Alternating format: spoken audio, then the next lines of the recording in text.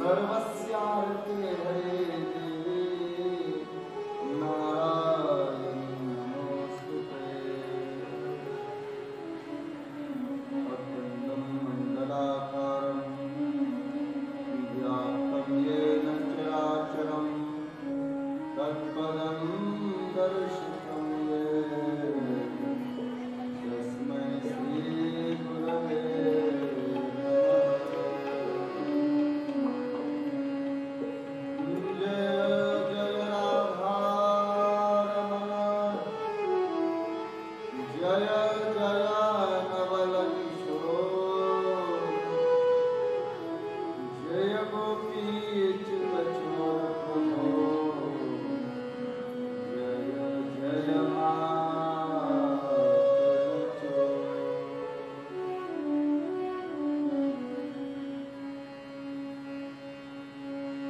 राधा मेरे स्वामिनी मैं श्री राधे जो दास जन्म जन्म मोहि दीजो श्री वृंदावन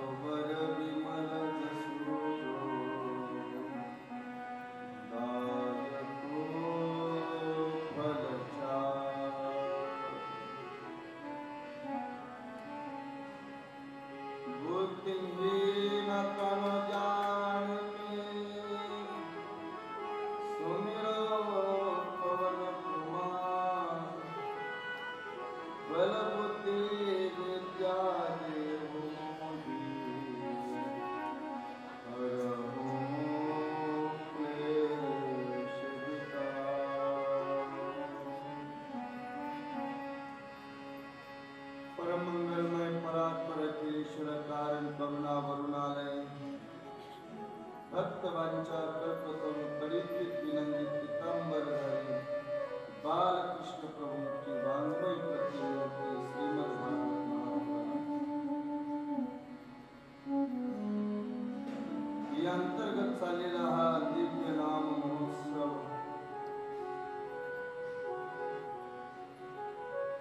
पावन पुण्य पापनाशिनी असे श्रीमद भागवत महापुराणाचे पावन गाथा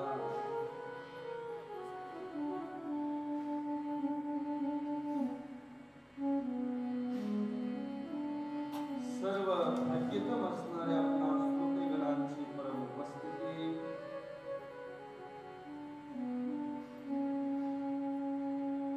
पावन क्षेत्र श्री कुरुक्षेत्र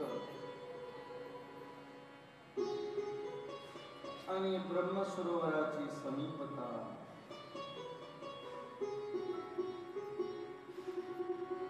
प्रथमतः सर्वांच्या हृदयभूत भगवंताला अभिवादन करून भगवान शंकराचं वंदन करून महाकाली भद्रकालीच्या चरणी नतमस्तक होऊन पवनपुत्र हनुमंतरायांच्या चरणाची वंदना करून मोठ्या आनंदाने आणि प्रेमाने आपण राधा कृष्णाची गुणानुवाद करण्यासाठी आरंभ करू.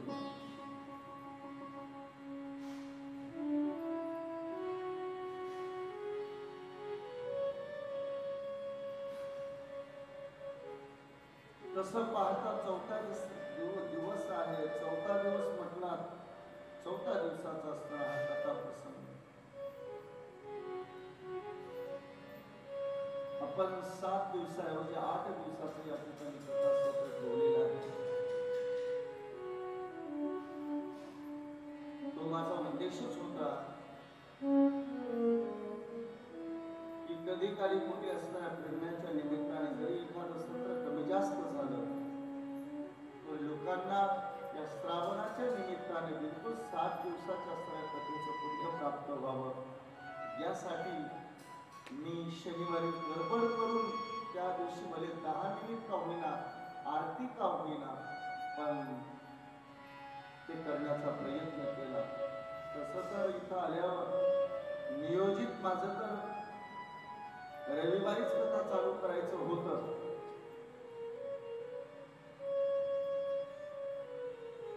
कारण की अनेक तीर्थावर तर व्यवस्था लावून येतो.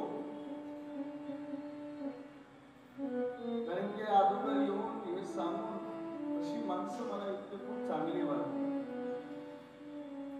3 वेळा यांचा वेळ घेतला, 3 वेळा कॅन्सल केला. चौथ्या वेळाही जेव्हा वेळ घेतला त्यांच्या बुकिंग काय किती जरी बुकिंग पुढं असताना भेट त्यांना सांगितलं एवढ्या गोष्टी विशेष करून इथला जो ही सुविधा पुरवणार आहे स्टेज याचा दया हे सगळं सिस्टम हे बाकी याचा आश्रमाचा काही संबंध नाही. हे सगळं बाहेरून उपलब्ध केलेलं आहे. इथे आश्रमाची फक्त ही हॉलची जागा आणि पडली लाईट या व्यतिरिक्त सगळं बाहेरून मागवावं लागतं. पण ती माणसांनी काही तीर्थावर व्यवस्था करून ठेवतो म्हणतात पण अपूर्णच ठेवतात. पुन्हा एक दिवस उजत घालत बसावे लागते त्यांच्याशी. पण इथला जो काही आम्ही ज्याच्याकडे हे काम दिलं होतं बाहेरचं सर्व की आम्हाला असा स्टेज लागेल एवढी असताना पडदी चटाया खुर्च्या भांडी जे काही आम्हाला असणार सर्व वस्तू लागतील एवढ्या लागतील हे सांगितलं तेवढं इथे कमी अधिक सोडता सगळं उपलब्ध करून ठेवलं. नाही काही ठिकाणी नुसतं म्हणतात महाराज आप आओ तो सही सब कर देंगे करायला काहीच नाही. म्हणून मला वाटलं इथं आलं तर त्याने व्यवस्था करून ठेवलेली होती. परिणामता म्हटलं आजच कथा चालू करून घेऊ आणि मग त्या दिवशी योगायोग जणू काही भगवंताला आपल्याकडून जास्तीत जास्त इथे करून घ्यायचं होतं असंच म्हटलं तरी वावग ठरणार. आणि जेव्हा एक सांगू का तुम्हाला जेव्हा भगवंत चांगल्या पद्धतीने परमार्थ करून घेतो ना तेव्हा समजावं की प्रभूची असीम कृपा आपणावर आहे.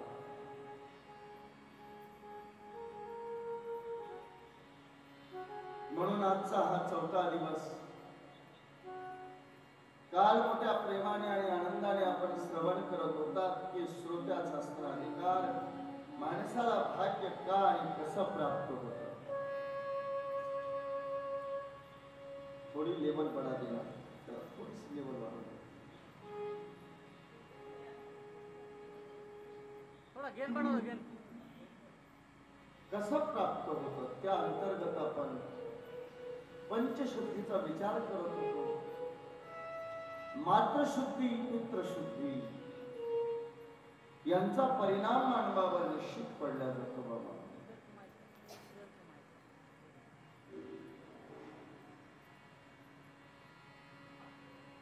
पित्याचं जीवन मातेचं जीवन एक लक्ष आणि ही गोष्टीची सुरुवात विवाह झाला की झाली असं समजण्याची गरज नाही. आम्ही एखादी भूमी जमीन पेरतो कसतो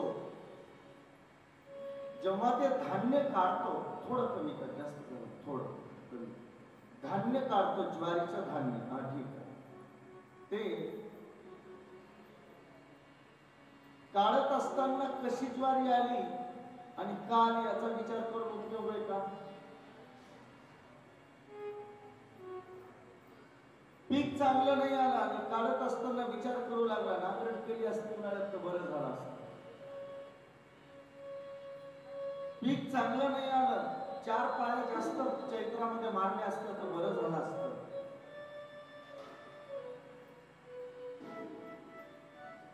पीक उगवलं नाही जरा चांगला पाणी पडलं असतं तर पेरलं असतं तर बरं झालं असतं. याचा विचार करून काय उपयोग आहे का. मग मला सांगा कोणतंही एक पीक चांगलं येण्यासाठी नुसतं चांगलं बियाणं आवश्यक नाही. नुसता चांगला पाऊस आवश्यक नाही. नुसतं चांगलं त्या ठिकाणी खत पाणी आवश्यक नाही. केवळ योग्य वेळ ही पण आवश्यक नाही. तर त्याची नुसती पूर्व मशागत ही सुद्धा नुसती आवश्यक नाही. या सगळ्या गोष्टी जेव्हा एकत्रित होतात आणि वातावरण सुद्धा एकत्रित होतं तेव्हा ते पीक चांगलं. आमच्या डोक्यात लेकर बिघडल्यावर येतं मग आम्ही सुधारायचा प्रयत्न करतो. पुन्हा काही उपयोग होत नाही त्याचा.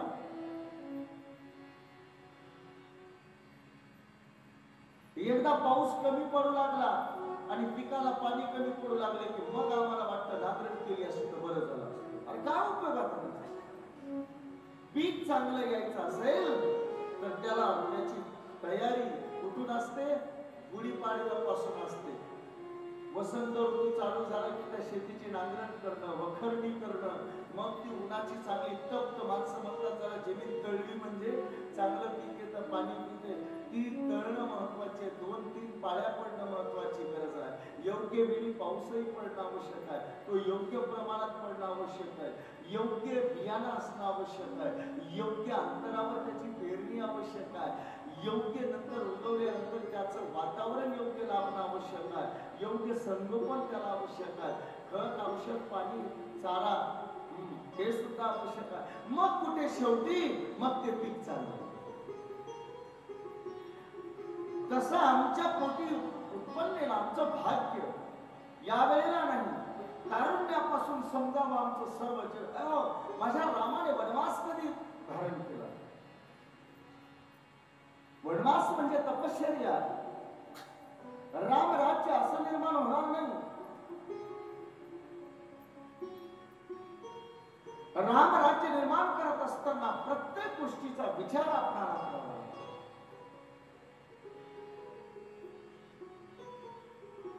रामायणामध्ये ज्यावेळेस असताना किशोर अवस्थेमध्ये राम आणि लक्ष्मण आहेत त्यावेळेला मात्र गुरु विश्वामित्राने मागण्यासाठी येतात की वशिष्ठ मुनी म्हणतात आलेल्या विश्वामित्राला हे गुरुवर काय सेवा करू आपल्याला. हे वैभव ही संपदा हे राज्य आपल्या चरणी समर्पित आहे. आज्ञा करावी. आपण सांगितलं काही सुद्धा नको मला केवळ तुझ्या राम आणि लक्ष्मणाला मला सांगितलं हे तर माझे प्राण आहे. सासूनयनाने निरोप दिला.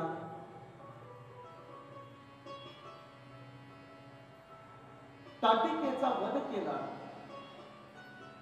थोडं गेन कमी करतो, गेन थोडासा कमी करतो. ताटिकेचा वध केला.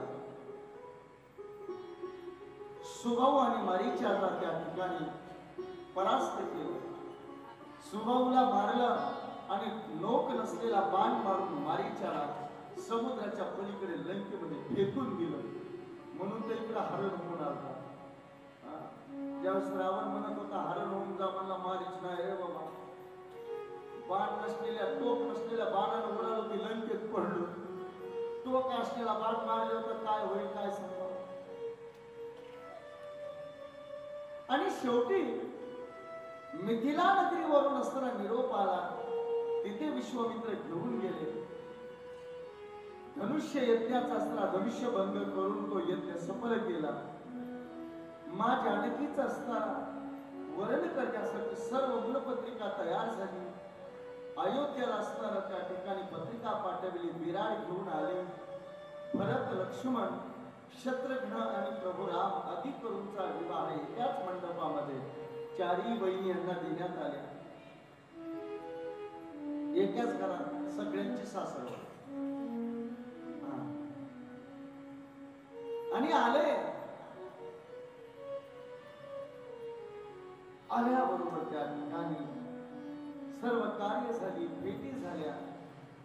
विधिवत असताना सर्व विधी विवाहाचा पार पडला आणि पहिला प्रसंग आला तो वनात. रामराजा एक सांगू तुम्हाला, रामायणामध्ये जर रामावर सर्वात मोठे उपकार कोणाचे असतील तर ते माझ्या कैकेयीचे आहेत.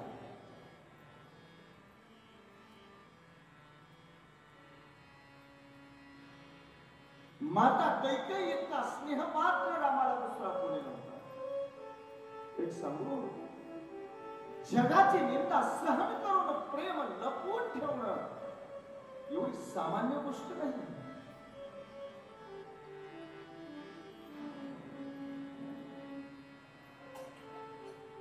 जर कोणी विचारेल म्हणून ज्या वेळेला भरत माता कैकेयीला दोष देतो ना, त्यावेळेस कौशल्या माता सांगते की भरता, जे घडलं ते योग्य नाही, ठीक आहे, पण मातेला कसलाही दोष देऊ नको. सांगितलं दोष देऊ नको.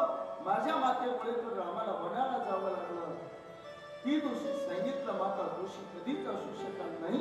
भरता, माता कैकेयी जर दोषी असती ना तर तुझ्यासारख्या पुत्राचा जन्म तिच्या कुशीमध्ये झालाच नसता आणि तिच्या मुक्तीचं निर्दोषपणाचं सर्वात मोठं प्रमाण मोठे उपकार. माता कैकेयीला माहित होतं वचन रामाने कशाला घेतलेलं होतं की रामराज्य जर निर्माण करायचं असेल तर त्यासाठी तपस्वी जीवन आवश्यक आणि माते याची व्यवस्था तुला करावी लागेल. ते बालवयामध्ये माता कैकेयी रामाने घेतलेलं वचन होतं. मला कथा अधिक लांबेल म्हणून मी सांगायचं नाही, पुढे कुठे आला वेळ तर सांगेल. आणि मग राज्याभिषेकाची तयारी झाली, पण रामाला शेवटी वनाला जावं लागलं. तेही तपश्चर्या खरतड किती.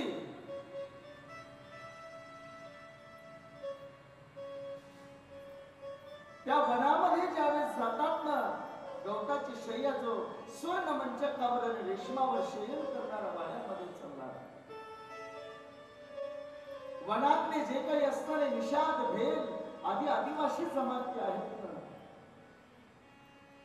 त्या सर्व कैकेयीला शिला घालायचं. एक मन आनंदाने भरून जायचं की या कोणी कोणी म्हणायचं रे दुष्ट आहे माता कैकेयी, ज्यांचं जीवन असणं फुलाच्या शय्येवर असायला पाहिजे त्यांना आज काट्याचं वन दिलं. दुसरा म्हणायचा अरे कैकेयीचे तर आमच्यावर अनंत उपकार आहेत. कैकेयीने जर असणार वनाला याला पाठवलं नसतं तर आमच्या नेत्राचं पारणं फिरलं नसतं. हे वैभव आम्हाला पाहायला. आणि माझ्या रामाने विवाह झाल्याबरोबर 14 वर्षाचा वनवास केला, तपश्चर्या केली आणि जो असं तपस्वी जीवन जगतो ना तोच राम राज्य आणि सुखाचा संसार त्या ठिकाणी काढू शकतो, दुसरा नाही काढू शकत. म्हणून आम्ही मातृशुद्ध आणि पुत्रशुद्धीचा विचार करत असताना आमचं जीवन कसं आहे खूप महत्वाचं आहे. आपण लय डोळा सुजलाय, वसरण वाटायला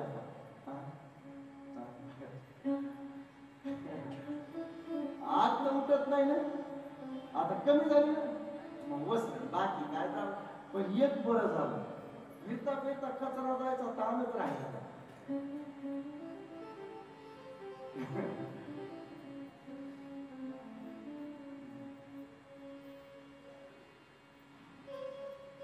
खरं साईनाथाने दर्शन तुमचं मान्य करून मला येऊन सांगतात, म्हणजे सगळ्यांनी बाहेर दर्शन घेतलं साई मंदिरामध्ये, पण मी मध्ये जाऊन पादुकावर डोकं टेकलं डोकं तितक्यामध्ये गांधी लागली थोडीशी त्यांना दोन्ही डोळ्याच्या मध्ये मारला. म्हणलं कसं वाटलं, म्हणले मला वाटलं साईबाबांनाच लाथ मारली. साईबाबांनाच लाथाचा फटका दिला म्हणले असं वाटलं. राधे राधे. म्हणून तपस्वी जीवन आपलं पौत्र पौत्र माता शुद्धी, पितृ शुद्धी, अन्नशुद्धी. अन्नशुद्धीचा विचार हो, मी एक तुम्हाला आव्हान करतो या ठिकाणी बाबा,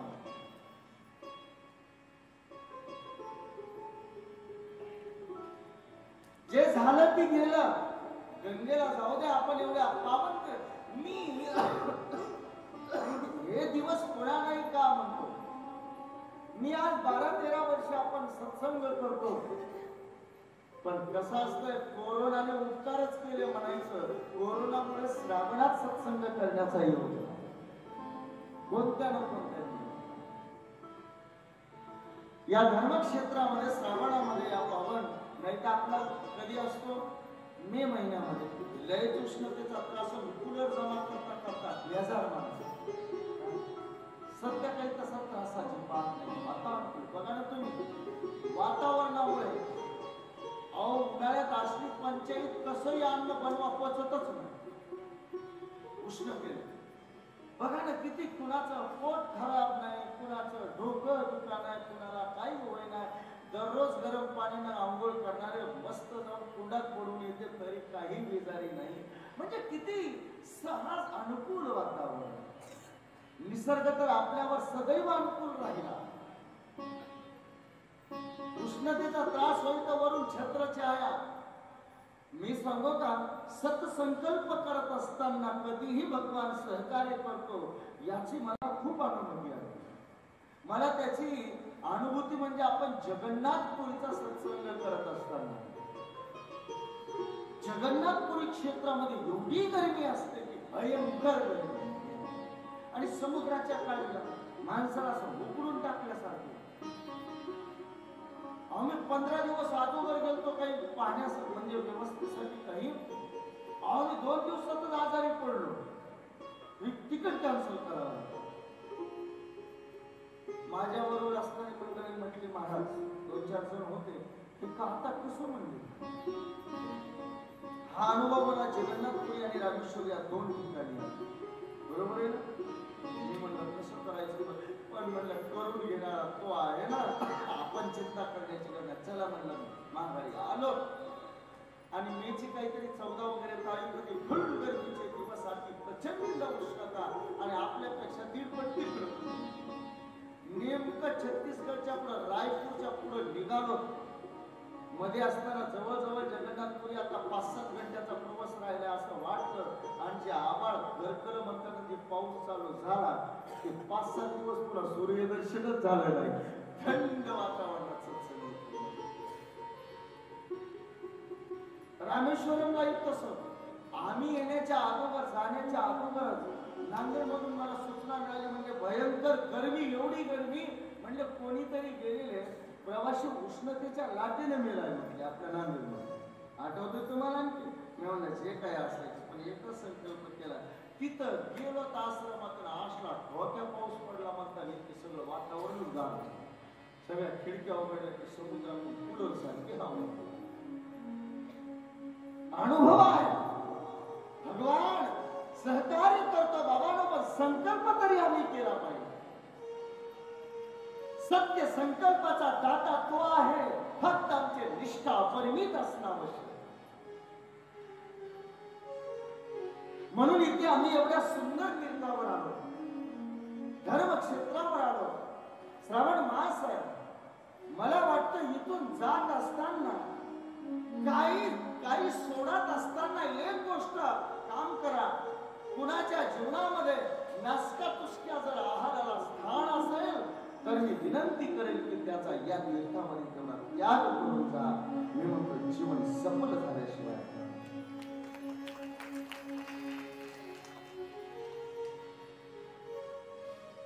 मला काय म्हणायचं तुम्हाला कळालं. असू शकतं ठीक आहे, जे घडलं झालेल्या गोष्टीचा विचार मी म्हणलं ना काल, मी झालेल्या गोष्टीचा विचार कधी करत नाही. काय करायचं आपल्याला हा विचार जास्त. बऱ्याच वेळा पाठीमागच घडत. आता चुका माणसाकडून घडते नाही तर कुणाकडून घडणार. चुका माणसाकडूनच घडतात ना. नाहीतर बिंदू मानस नावाचे असताना जे संत आहेत ते म्हणतात ना की बाबा आम्ही जर पुण्यवान असतो आणि चुका करणारच नसतो तर तुझी काय गरज होती. कृपा की न होती जो आज तुम्हारी, कृपा की न होती जो आज तुम्हारी, कृपा की न होती जो आज तुम्हारी.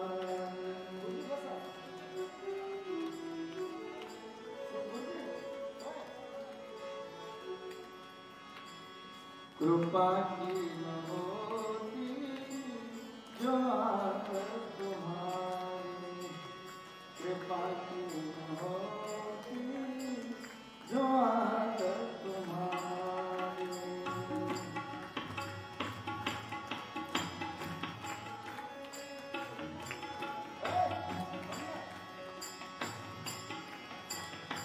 कुठे गेले हवे मला वाचून घ्या.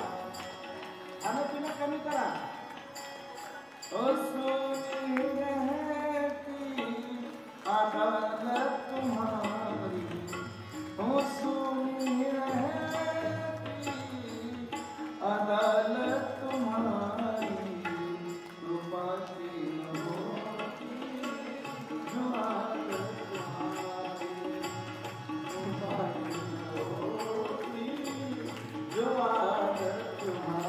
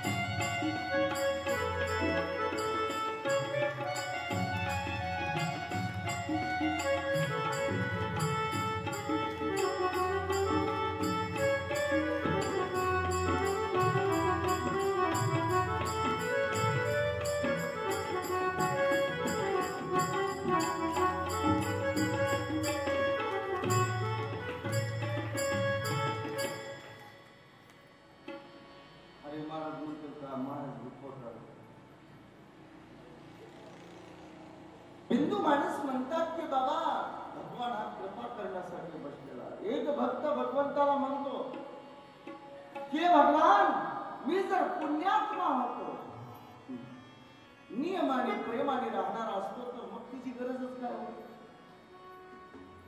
चोर गुन्हेगार जर नसतील तर न्यायाधीश कशाला पाहिजे.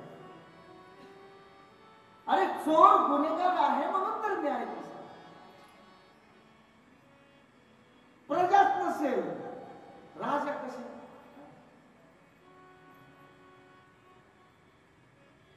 अहो रोगच नसेल डॉक्टरची काय गरज आहे. त्या पद्धतीने आमच्या चुका नसतील तर परिमार्जनाची आणि काय गरज असतात. माणसातूनच घडत असतात चुका. घडू द्या पण एक करा की आहारामध्ये शुद्धी करा. अन्न शुद्धी नसला तसला असला तसला सारखा मिळता आहार खायचा नाही.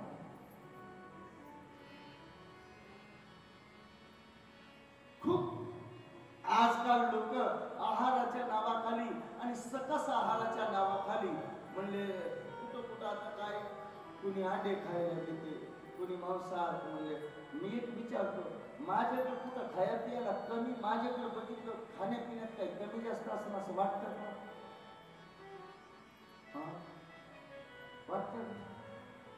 आमचं वजनच कमी व्हायला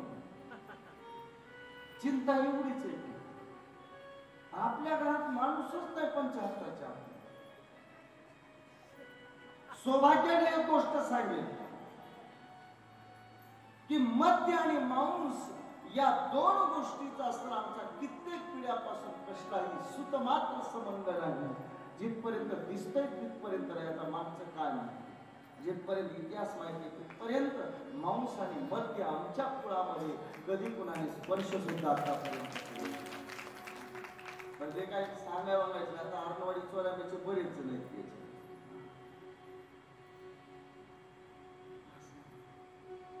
वर्ग आहे आमचा कुठं दिसतो तो वाज असेल कुठं वजन म्हणलं तर मुजित याला माहिती आपलं ओव्हरवेट आहे. मला सांगायचं आहे अरे शाकाहारामध्ये काय कमी आहार आहेत का चांगली. शाकाहारामध्ये आम्ही सकस आहार खाण्याऐवजी टोस्ट खावा, बिस्किट खावे, चिवडे खावे आणि मग ब्रह्म करत. अरे तुम्ही फळावर खा, चांगला असणार तूप, गाईचं दूध, दही, किती सुंदर आहार आहे. विनंती करेल प्रामाणिकपणे बाबांनो या वाईट आहाराचा असला त्याग करा. अन्न शुद्धीचा सुद्धा परिणाम आणि आपल्या पुत्र संतानाने भाग्यावर घडत असतो.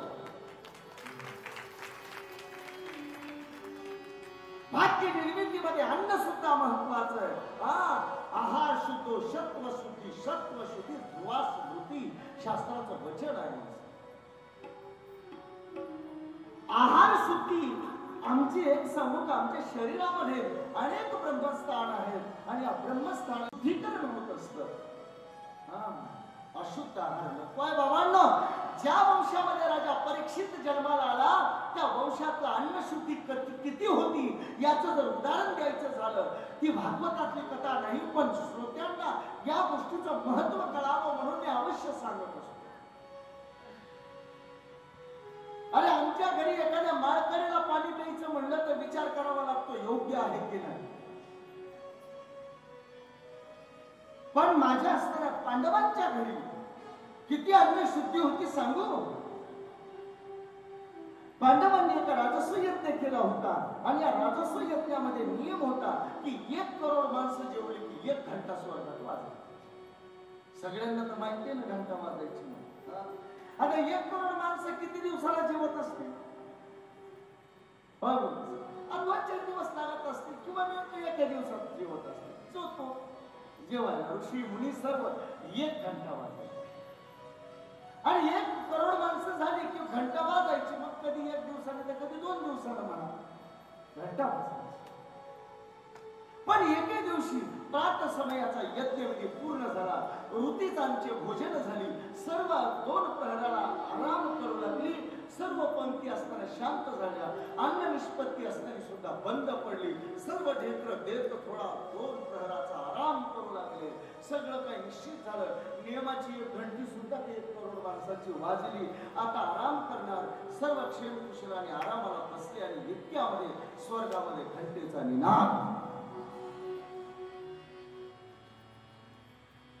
बरं एकदा झाला असता तर काने टवकारून पुन्हा खाली झाले असते.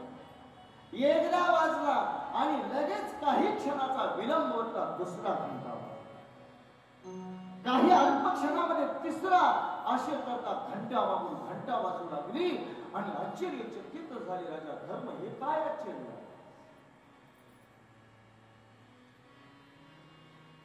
घंटेचा निनाद मात्र बंद होता. हे काय? हडबडल्या गेले. पांडव जागे झाले. रुक्मिणी आपल्या आपल्या जागावरून स्थानावरून उठल्या गेली. काय 1 आणि 2 सेकंदात करोड माणसं एवढं शक्य आहे? कसं झालं? कृष्णाच्या जवळ आले आणि चरणावर नतमस्तक झाले. भगवान क्षमा असावी. हे काय आहे? सर्व माणसांची भोजनं झालेली आहे. भीम धावत आला. भीमाला बोलवलं. म्हणजे सगळी घंटी वाजली. सगळे टळून झोपलेले आहेत. हे कसं? कृष्णाने सांगितलं चिंता करू नका, चला माझ्या पांडवांना पांडवांना काही ऋतुजनांना घेऊन सर्व कृष्णाच्या पाठीमागे चालू लागले. काहीतरी अघटित घडतंय याची कल्पना सर्वांना झाली. सर्वांची मनं आश्चर्यचकित आहेत. भगवान आश्चर्यचकित असण्याचं काही कारण नाही. असले तरी ते जगाला दाखवण्यासाठीच फक्त राधे राधे. आणि कोण्या दिशेला जाऊ लागले? ज्या दिशेला उष्टी पत्रावर टाकल्या जातात. जिथे की कुत्रे मांजरं त्याच्यावर असणारे पशु पळतात आणि ते उष्टावळ खातात, त्याच दिशेला जाऊ लागले. रे माधव इकडे काय आहे? घंटेचा आणि इकडे जाण्याचा काय संबंध आहे? म्हणजे काहीतरी अघटित आहे. तर काहीतरी अघटित घडले तर अघटित दिशेला जावं लागेल. चला तुम्ही गेले आणि पत्रावळीकडे त्या ठीक पडलेल्या मोठा डोंगरासारखा काही इकडून असणारे कुत्रे पळतात, तिकडून असणारे पशु आणि त्याच्यावर उष्टावळ खातात. म्हणजे काय बघायचं? म्हणजे तो पहा ढीग पत्रावळीचा काय दिसतंय त्याच्यावर. म्हणजे काय दिसतंय? पत्रावळीचा उष्टावळीचा ढीग पडलेला नाही. म्हणजे आणखीन काही इथे कुत्री असणारी अशी श्वापद दिसतात, ही ती गोष्ट दाखवत नाही. वर काय दिसतंय? म्हणजे वर हे पोपट असतात त्या उष्टावळीच्या ढिगावर बसलेला आहे आणि एक एक भाताचा शीत आपल्या मुखामध्ये घालत आहे. म्हणजे तेच दाखवतोय. बरोबर ओळखला तुम्ही. म्हणजे कसं काय? म्हणजे हा कोणी शुक्र सामान्य कोण? हा ब्रह्मवेता महापुरुष साक्षात भगवान शुकदेव आहे. जे की राजा तुझ्या यज्ञामध्ये असते उष्टावळा निघण्यासाठी. हे जेव्हा ऐकलं पाची पांडव असणारा गहिवरून धावत गेल्याने साष्टांग प्रणाम शुकदेवांच्या चरणावर हात जोडून नम्र भावाने विनंती केली, प्रभो आपण आपल्या स्वस्वरूपामध्ये प्रगट व्हावं. आणि शुकदेव मुनी त्या ठिकाणी प्रगट झाले. सर्व चरणावर पडली. पाची पांडव भगवंताने नमस्कार केला आणि राजा युधिष्ठिर माता टेकून नम्र भावाने विनंती करू लागले, प्रभो हे काय करत आहात?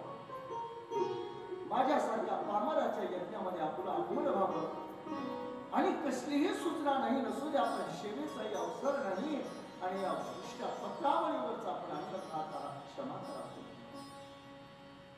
क्षमा करा. सांगितलं नाही. हे राजन चिंता करू, चला आपण मध्ये. खूप पांडवांनी विनंती केली पण नाही राजन, मी आतमध्ये येऊ शकत नाही. जनस्थानामध्ये मी आतापर्यंत कधी प्रवेश केला नाही, पण ऐकलं कानाने की तुझ्या इथे यज्ञ चालू आहे म्हणून मी असताना नाही राहावं ना मला की तुझ्या दारामध्ये जाऊन तो उचिष्ट संत प्रसादाचा एक ग्लास तरी खावा की मनामध्ये अभिलाषा उत्पन्न झाली आणि त्यासाठी आलो होतो. ती माझी आज इच्छा पूर्ण झाली आणि तत्क्षणी असताना शुकदेव त्या ठिकाणी लुप्त झाले. संत राजन हा महात्मा सामान्य नाही, हा ब्रह्मवेता महापुरुष आहे.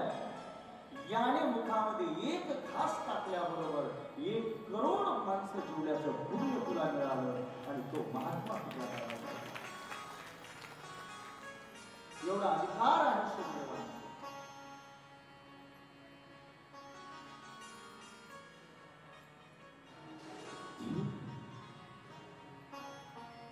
काही केल्या थांबले नाही. तुम्हाला एक गोष्ट नमूद करायची आहे. अरे ज्याच्या दारावरचं उष्टान्न खाण्याची इच्छा शुभदेवासारख्यांना व्हावी, त्यांच्या घरातल्या अन्नशुद्धीबद्दल आपण बाकीची चर्चा काय करतो. त्याच्या दारातला संत प्रसाद आपल्याला उष्टान्न प्रसाद मिळावा ही अपेक्षा शुभदेवासारख्यांना वाटावी. यापेक्षा पांडवांच्या असणाऱ्या अन्नशुद्धीचं भलं उदाहरण कोणतं असू शकतं. आणि अशा वंशामध्ये माझा राजा परीक्षित जन्म. भाग्य विनाकारण तयार होत नाही. अरे वंशशुद्धी जर म्हणाल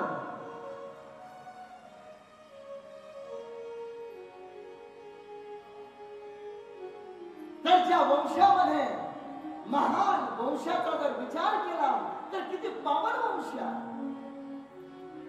महापुरुषांनी तो वंश पावन होत असतो. अरे किती पांडवांचा हा वंश पावन होता. त्या वंशामध्ये जन्म झाला होता ज्या वंशाचा महापुरुष कुरु होता. ज्या कुरुमुळे या भूमीला कुरुक्षेत्र हे नाव पडलंय. ज्या वंशामध्ये राजा भरतासारखा महान प्रतापी राजा होऊन गेला. भरत काय सामान्य नव्हता बाबांनो. भरत किती असामान्य होता याचं उदाहरण सांगू तुम्हाला. या कुरुवंशाचा इतिहास पाहायला गेलं तर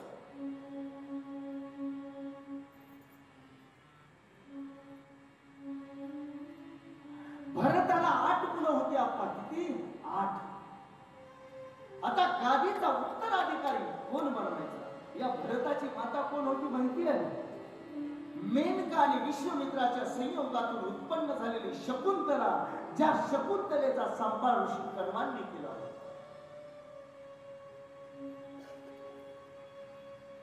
ही ऋषी कन्या असणारी ही शकुंतला आणि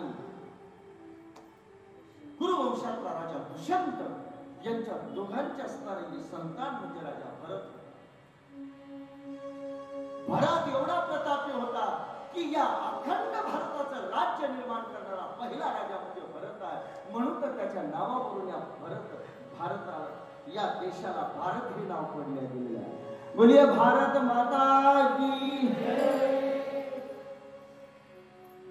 या भरताला बाबांनो इतिहास कोणाची नोंद घ्यायला रिकामा नाही. 8 मुलं होती. 8. माता शकुंतलेने सांगितलं हे पुत्र भरत, आता तुला 8 मुलं आहेत. तू राजा आहेस, पण तुझ्या राजाचा आणि गादीचा उत्तराधिकारी कोणीतरी असणं आवश्यक आहे. म्हणून त्या युवराजाची नियुक्ती करावी. आणि तुम्हाला माहिती आहे जो युवराज नेमला ना तोच त्याच्या पश्चात राजा होतो. युवराज म्हणजे राजाच असतो. तसं भरताने काय केलं माहिती आहे? सांगितलं माते या निर्णयासाठी मला एका रात्रीचा वेळ द्या. सभेमध्ये घोषणा करतो माते, परंतु मला एका रात्रीचा वेळ आवश्यक आहे माते. शकुंतलेला सांगितलं कोणती माता विचार करणार? ठीक आहे. एका रात्रीचा वेळ दिला आणि रात्रभर असता राजा भरत निद्रिस्त झाले नाही. रात्रभर विचार करत होते की या गादीचा उत्तराधिकारी आणि या भारतवर्षाचा उत्तम सांभाळ करणारा माझ्या राज्यामध्ये कोण असेल हा विचार रात्रभर करत होते. आणि रात्रभर विचार करून प्रात समयाला नाव समोर आलं की ऋषी शरद्वानांचा पुत्र भरद्वाजांचा पुत्र हा पुत्र या गादीसाठी योग्य आहे. आपल्या 8ही मुलांना त्या ठिकाणी नापास केलं आणि एका ऋषी पुत्राला गादीवर बसविलं. का तर माझ्या मुलापेक्षाही या भारतवर्षाचा सांभाळ हा ऋषीपुत्र उत्तम करेल. हे उदाहरण या जगाला दाखवून दिलं. अरे किती मोठा हा त्याग होता. उगाच नाव पडलं नाही बरं. इतके महान ज्या वंशामध्ये महापुरुष जन्माला आले तो हा कुरुवंश आहे. आणि या कुरुवंशामध्ये एक सांगू का, ज्या वेळेला माणसाचा लोभ समोर येतो ना त्या वेळेला संघर्ष निर्माण होतो आणि त्या वेळेस संघर्षामधून विनाश त्या ठिकाणी घडला. उत्तम उत्तम गादीवर उत्तम असताना त्या ठिकाणी अधिकारी गादीवर बसवण्याची परंपरा ह्या पूर्ववंशाची होती. पण ही तुटली एका ठिकाणी. कुठं? राजा शंतनूपाशी. आणि म्हणूनच हा महाभारत घडलं बरं का. अन्यथा महाभारत घडलं नसतं. केवळ याच गोष्टीचा छेद केला तो राजा शंतनूपाशी. शंतनूबद्दल आणि यांच्याबद्दल भीष्मा, ज्या वंशामध्ये भीष्माचार्यासारखे महापुरुष पुढे सांगेलच तुम्हाला बाबांनो. म्हणून भीष्माबद्दल बोलत असताना आता जास्त बोलणार नाही. अशा वंशामध्ये राजा धर्माची ख्याती काय आहे माहितीये? आपल्या घरामध्ये आपल्या घरातली माणसं सुद्धा विश्वास ठेवतात का? मित्र सुद्धा विश्वास ठेवत नाही, पण शत्रूने सुद्धा विश्वास ठेवा. मला एक सांगा, ज्या वेळेस युद्धामध्ये माझा विजय व्हावा, युद्ध चालू असताना बरं का, या अपेक्षेने कुणाजवळ गेला हा दुर्योधन? राजा धर्मापाशी गेला. युद्ध कुणाबरोबर करतो? राजा धर्माबरोबर. की दादा, तुमच्यावर विजय मिळवण्याचा एखादा उपाय सांगा मला, वज्रदेवी बनण्याचा उपाय सांगा. सांगितलं, सुयोधना, जीवनपर्यंत राजा धर्म, जीवनपर्यंत या युधिष्ठिराला या दुष्ट दुर्योधनाने वन भोगायला लावलं. पण या सुद्धा दुर्योधनाला कधीही राजा धर्म दुर्योधन म्हणले नाहीत. सदैव भरमुखाने म्हणावं सुयोधन. सांगितलं, सुयोधना, वज्रदेवी बनण्याची अपेक्षा आहे ना, जा मातेच्या समक्ष जा, आणि जर तुझ्या शरीराला तुझ्या मातेने निहाळलं तर तू वज्रदेवी बनशील. हा हे वचन कोणी सांगितलं होतं? युधिष्ठिराने सांगितलं. किती विश्वास हो, किती स्वच्छ अंतःकरण.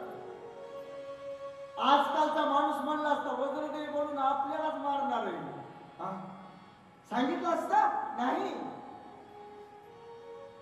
पण जेव्हा गांधारीच्या समोर हा गेला ना, सांगितलं, माते, साथ असताना सांगितलं, माते, मी त्या ठिकाणी एक अपेक्षा घेऊन आलेलो.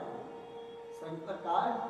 जीवनपर्यंत तू आपल्या नेत्रावर पट्टी बांधलेली आहेस, पण एक माझी अपेक्षा आहे की माझ्या निर्वस्त्र शरीराला त्या ठिकाणी एक वेळेस तू पट्टी खोलून तू तुझ्या दृष्टीने निहाळावं, म्हणजे माझा हा देह वज्रदेवी बनेल. सांगितलं, हे तुला सांगितलं कुणी? म्हणले सरळ युधिष्ठिर दादाने सांगितलं, युधिष्ठिराने सांगितलं, अवश्य वज्रदेवी होशील, हा आशीर्वाद द्या. आता पुढे कथा वेगळी आहे की लग्न होऊन जात असताना मध्येच कृष्ण आला. म्हणले, लाज वाटते का गोडव्या, बिना कपड्याचा एवढा मोठा आई समोर उभा राहिला, काहीतरी कमरेपुरतं का होईना बांध. म्हणून किडीचे पानं घेऊन आले, कमरेपुरत्या अंगावर बांधले. शेवटी मातेच्या समोर उभा राहिला. मातेने विचारलं, निर्वस्त्र आहेस का? म्हणले, आहे. पट्टी खोलली आणि असला दृष्टिक्षेप करता क्षणी त्या ठिकाणी दृष्टी पडली. पण त्यावेळेस खिन्न मना झाली गांधारी. सांगितलं, माते, काय झालं? अरे बाबा, तू जर ज्येष्ठ माणसाचं वचन पहिल्यापासून जर पाळलं असतस ना, तर आज तुझ्यावर ही वेळ आलीच नसती. हे उद्गार आहेत गांधारीच्या मनात. काय झालं माते? अरे तुला निर्वस्त्र सांगितलं होतं ना, तू कमरेला काय बांधून आला? जेवढ्या अंगावर माझी दृष्टी पडली ना, तेवढा देह तुझा वज्राचा बनला गेला. पण ज्या अंगावर माझी दृष्टी पडली नाही, ते अंग मात्र तुझं कच्च राहिलेला. सावध होऊन एक सांगू का, कितीही प्रयत्न करा, पण नियती जसं भाग्य माणसाचं असं असतं ना, तसं नियती आपला मार्ग निर्माण करतच असते. हे लक्षात ठेवा, नियती आपला मार्ग निर्माण करतच असते.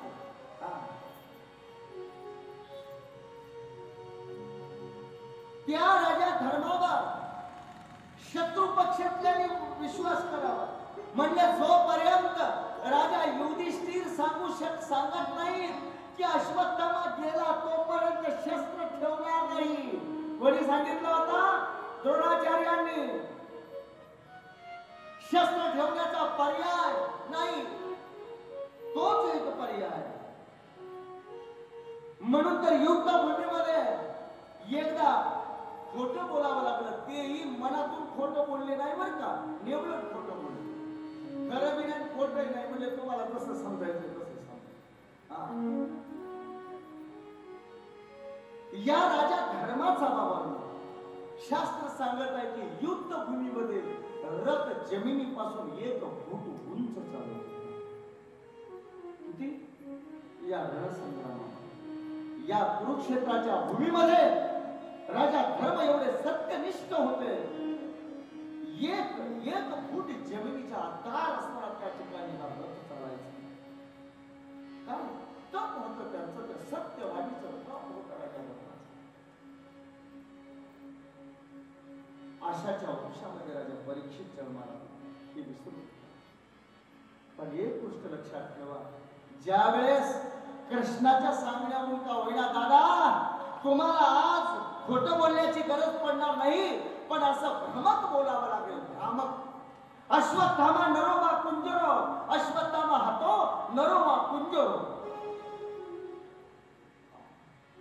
नर म्हणत असताना सगळी शांतता ठेवली, पण इकडे मात्र कुंजर म्हणताना सगळ्यांनी ढोल ताशे नगारे कृष्णाने शंख वाजवला. निस्ता हत्ती शब्द धर्माला ऐकायला गेलाच नाही, त्या द्रोणाचार्याला नरच ऐकायला गेला. शेवटी आपलाच मुलगा मेला हे समजून शस्त्र त्यांनी फेकून दिला. मला इथे कथा पूर्ण नाही करायची, मुद्दा इथे द्यायचा आहे की एवढं जरी साधं खोटं एवढ्या जीवनात बोलावं लागलं तरी जमिनीवर एक फूट आधार चालणारा रथ इतक्याच गोष्टी मळीवर जमिनीवर टेकल्या. कुणाचा? राजा धर्माचा. आता मला म्हणायचंय इतक्या साध्या गोष्टीनं इतकं केवळ भ्रमित बोलत असताना जमिनीवर रथ टेकला, आमचं काय होत असं म्हणजे जीवनात एकदा साधं खोटं बोलावं लागलं राजा धर्माला तर जमिनीवर रथ टेकल्या गेला. आम्ही किती बोलतो उगं म्हणाला विचार आपल्या, आमचं काय होत असं वरी काय जात असेल आमचं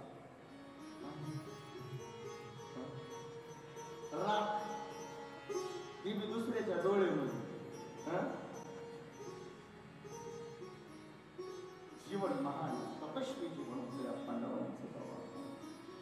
अन्नशुद्धी अशी वंशशुद्धी यांची होती, म्हणून त्या राजा परीक्षित जन्माला. राधे राधे.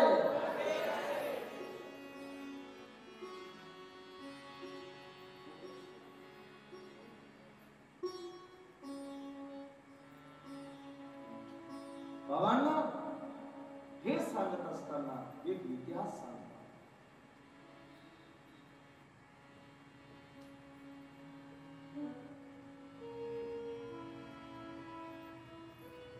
एक महाभारताचा असताना इतिहास सांगतात की अनेक छोटी कथा सांगतात प्रथम स्कंदात, की जेणेकरून यांचा अधिकार करून 17 दिवसाचं महाभारताचं युद्ध पूर्ण झालं होतं. किती? 17 दिवसात. 17वा दिवस पूर्ण होत असताना या महाभारताच्या रणसंग्रामामध्ये काय परिस्थिती होती माहिती आहे? 18 अक्षौहिणी सैन्यामधील केवळ बोटावर मोजता इतकीच माणसं जिवंत होती.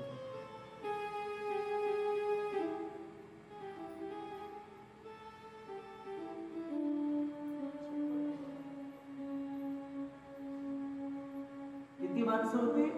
फक्त बोटावर.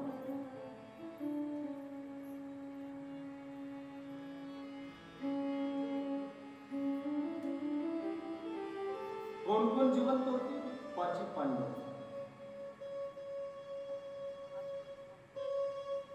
कृपाचार्य, अश्वत्थामा, दुर्योधन ही त्यांच्या बाजूने जिवंत होती. गौरवाच्या पांडवाच्या बाजूने म्हणाल तर केवळ 5 पांडव आणि धृष्टद्युम्न आणि द्रौपदीचे पंचपुत्र जिवंत होती. बाकी 18 अक्षौहिणी सैन्यामध्ये या भूमीमध्ये कोणीही जिवंत नव्हते. अरे रस्त्यावर एखादं कुत्र जर मरताना आले पाहिलं तर रात्रीच्या नीट झोप येत नाही. एक विधारक अपराध, एक अपघात जर पाहिला तरी सुद्धा आम्हाला निद्रा लागत नाही. या भूमीचं काय दृश्य असेल. अरे घोड्यांच्या शरीराचे ठीकची ठीक पडले, रथाचे असताना बुडूनचे बुडून ढीग पडलेले आहेत. हजारो हत्तींच्या शरीराचा खच पडले. मानवी शरीरांचा खच पडलेला आहे. कुणाचा हात तुटलेला आहे, कुणाचे पाय तुटलेले आहेत, कुणाचं धड तुटलेलं आहे, कुणाचं शरीर मधोमध असताना तुटलेलं आहे.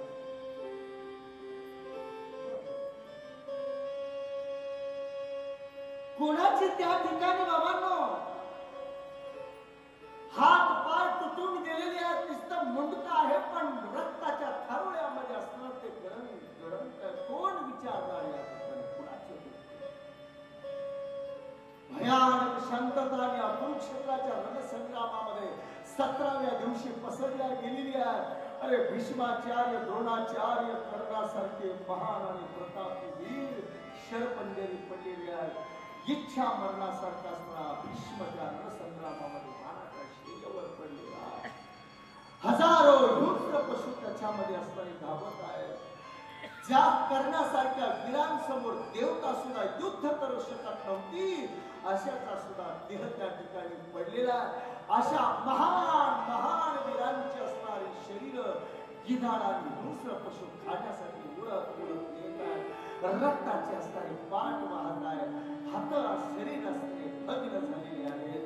हजारो कुरुवंशातील हजारो आणि लाखो स्त्रिया रात्रीच्या समयाला हातामध्ये अग्नी प्रज्वलित करावा आणि आपल्या पतीचं धड कुठे असेल ते पाहावं. हजारो लक्षावधी बांगड्या फुटण्याचा आवाज त्या ठिकाणी यावा. लक्षावधी चिता निसर्गाने त्या ठिकाणी दिसाव्या. स्त्रियांनी धावावर पळावं. हा माझा पती असेल का पाहवं. हा पती नाही, हा वर्गा पुढे जावं. एखादीला शिर मस्तक असताना सापडत असे पण धड सापडत नसे.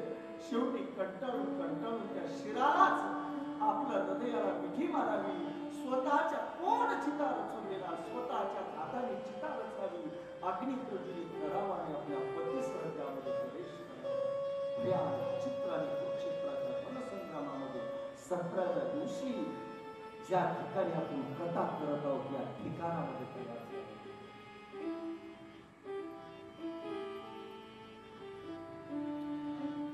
एखादीला काही नाही, एखादं वस्त्र दिसलं ना, अरे हा शेला तर माझ्या स्वामींचा आहे. काहीच नाही सापडला तर गळालेले एखादं उत्तरीय वस्त्र तोच माझा पती समजावा आणि आपल्या शरीराची आहुती त्या स्त्रियांनी. हा महाभयंकर संग्राम ना इथून पाठीमागे कधी झाला ना इथून पुढे कधी होणार आहे. ही भूमी सुद्धा रक्त रंजित झालेली आहे. लाल रंग आहे.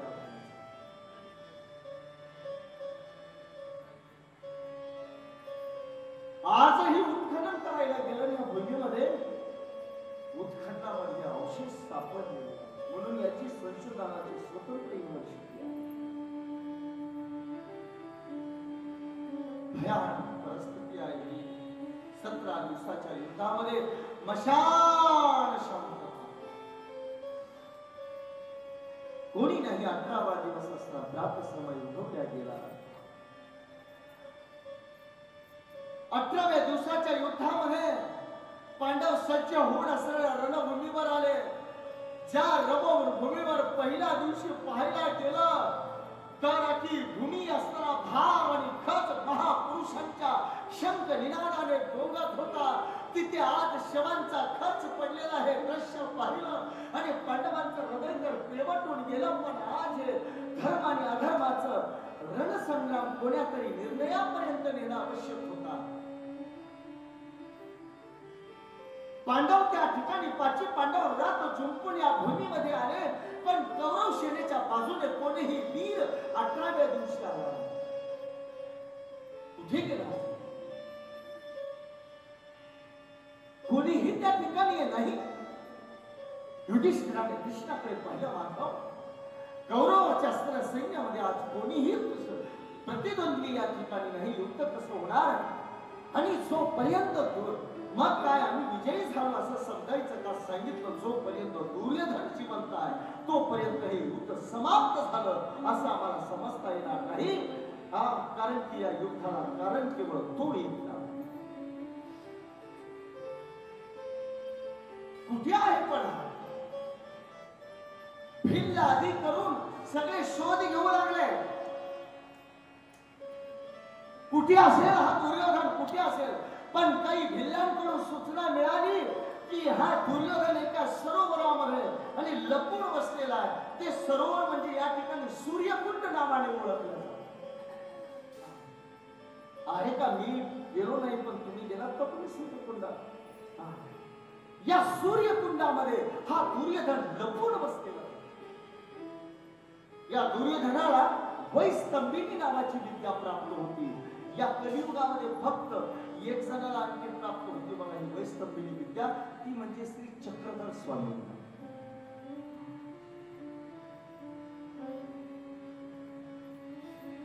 कुठे दुर्योधन आले? सगळे सूर्यकुंडाच्या बाजूने पाहू लागले तर दुर्योधन पाण्याच्या तळाशी अस्त्राने ध्यान लावून बसलेला आहे. कृष्णाने ललकारला पांडवांनी, दुर्योधन, आणि या ठिकाणी काय